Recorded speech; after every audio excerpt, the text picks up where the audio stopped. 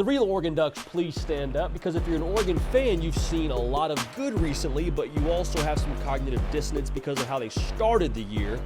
But this is a big one now for Oregon with Michigan State. Big Ten action. What can you expect from Oregon? Maybe more importantly is what is Oregon actually? Because next week now, you got Ohio State coming to town. We'll unpack this one together. Make sure you're subscribed right here to the On3 YouTube channel. Oregon Duck fans have had a lot of y'all join the party, and we appreciate you for doing so. We love having y'all a part of this program, a part of this college football sicker community. Talk a lot about your Ducks. Appreciate you in advance for being dialed in. Also, the Hard Count is brought to you by Prize Picks. Daily fantasy made easy, easy to play, easy to withdraw what you win. We play exclusively college football on this show. Got a play for you in the Michigan State-Oregon game here a little bit later. So stay locked in. Code HARDCOUNT. You redeem that. $5 in lineups when you play. $50 in promo funds. So we appreciate you being locked in. Oregon's starting to find it a little bit here. The narrative around the beginning of the season was, Oregon was the team everyone whiffed on, huh? Oregon, that was the team you had in the college football playoff. JD, that was the team you had in the national championship game. And we just sort of sat back, just sort of folded our arms and let everyone talk, let everyone say what they had to say. And we kept with the take of, all right, well, does it look good right now? No. Is this, the most dire of situations? Also no. What we said for a long time was we think Oregon has issues. We don't think they have problems. When you have issues, you can talk to somebody and work through that and have a chance to eventually come out the other side of that by doing some introspection. When you have problems, you have to acquire a solution. We never thought Oregon had problems. Over the course of the last couple games now, Oregon has looked like they've worked through most of their issues here, right? Like they've beat the brakes off Oregon State, beat the brakes off UCLA, and you're like, okay, hang on now. This is a Ducks team that we thought we were talking about in the This is the one that a lot of the preseason magazine folks and J.D. Piquel told us about. That's how we feel right now. All right, that's how we feel right now about the Ducks. Now, when you talk about issues, what were the issues for Oregon? From what I can tell, it was protecting Dillon Gabriel. There is part of that is always going to be linked to the offensive line, and that's not unfair. However, when you go back and watch those games, the first couple of games, it felt like Dillon Gabriel wasn't totally dialed into the offense just yet. And that's not me saying that I know that without a shadow of a doubt. Just from the outside looking in, felt like he was still maybe thinking a little bit too much and not playing as much, if that makes sense. So those first two games, Dillon Gabriel, whether it's on him or the offensive line, is sacked 7 times. Now, these last 2 games, not saying it hasn't been, perfect, but he's been sacked 0 times. And again, some of that is Dillon Gabriel evading pressure. I think a lot of that is him making better decisions. I think a lot of that also is a credit to Will Stein and the way they've dialed up the offense. You got dudes to get the football to in space.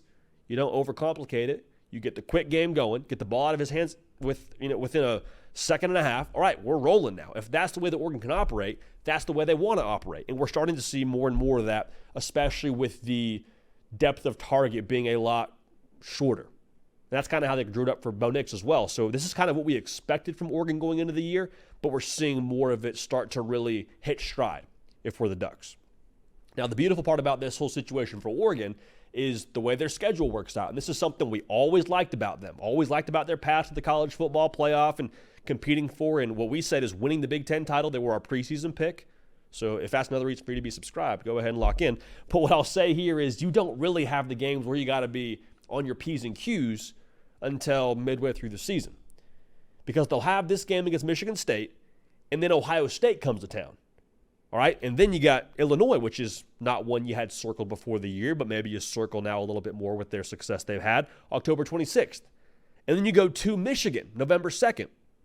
Notice now, all these games in October and November.